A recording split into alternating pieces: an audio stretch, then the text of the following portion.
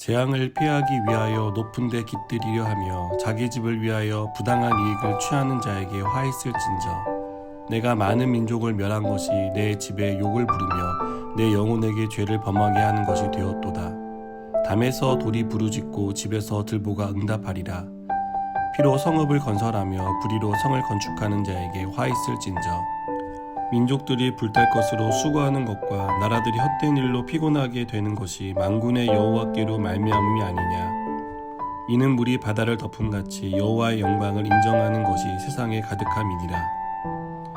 이웃에게 술을 마시게 하되 자기의 분노를 더하여 그에게 취하게 하고 그 하체를 드러내려 하는 자에게 화 있을진저.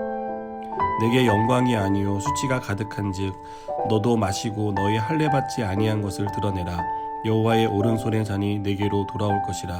더러운 욕이 내 영광을 가리리라.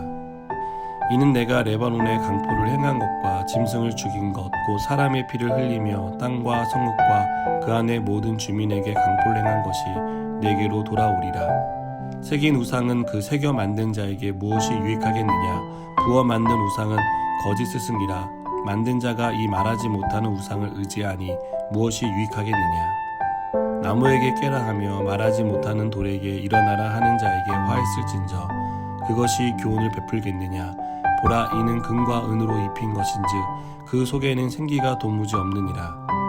오직 여호와는 그 성전에 계시니 온 땅은 그 앞에서 잠잠할지니라 하시니라. 아멘. 오늘과 내일은 하박국서를 함께 살펴보려고 합니다.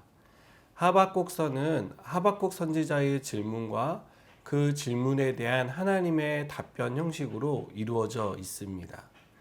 먼저 하박국 선지자는 하나님의 백성인 유다의 죄악을 보며 탄식합니다.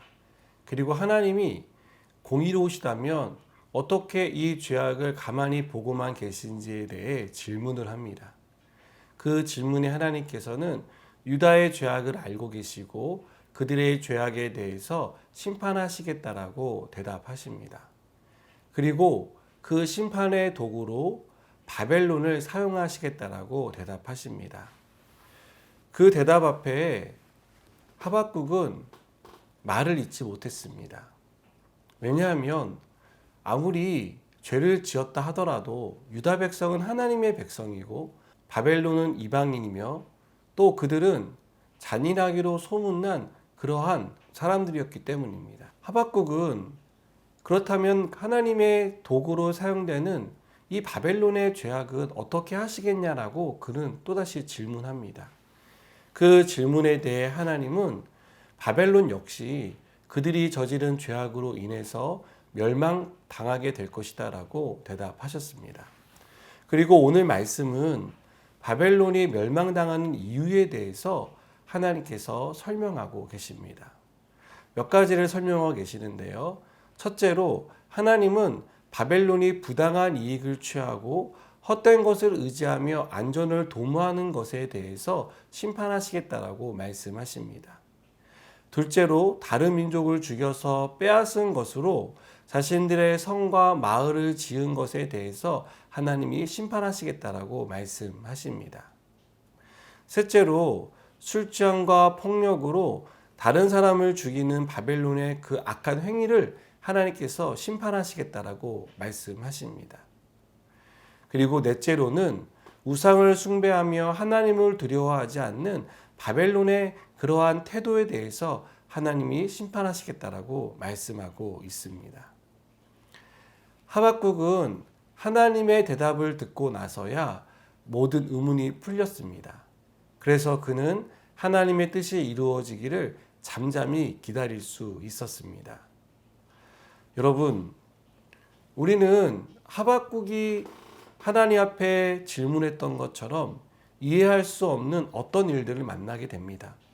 그리고 우리는 그 일들에 대해서 하박국처럼 하나님께 질문을 쏟아냅니다. 어떻게 하나님께서 공의로우신데 악한 자들이 성공할 수 있는지, 어떻게 저 악한 자들의 악행이 감추어지고 공의로운 심판이 이루어지지 않는지에 대해서 우리는 하나님께 질문합니다. 반대로 신실하고 하나님 앞에 정직하게 살아온 사람들이 왜 고난을 당해야만 하며 왜 그들은 어려운 삶을 계속해서 살 수밖에 없는지에 대해서도 우리는 이해가 되지 않아서 하나님께 질문을 하게 됩니다. 여러분, 그 질문들에 대해 하나님의 답변은 오늘 하박국을 통해서 주시는 답변과 같다라고 믿습니다. 하나님은 그 죄악을 알고 계십니다.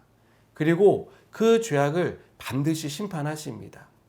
또한 하나님 앞에서 신실하고 믿음을 지키며 살았던 하나님의 사람들의 그 눈에 눈물을 닦아주시고 그들의 고난을 거두어 주시며 그들을 놀라운 회복으로 이끌어 주신다는 것을 하나님은 우리에게 말씀하고 있습니다.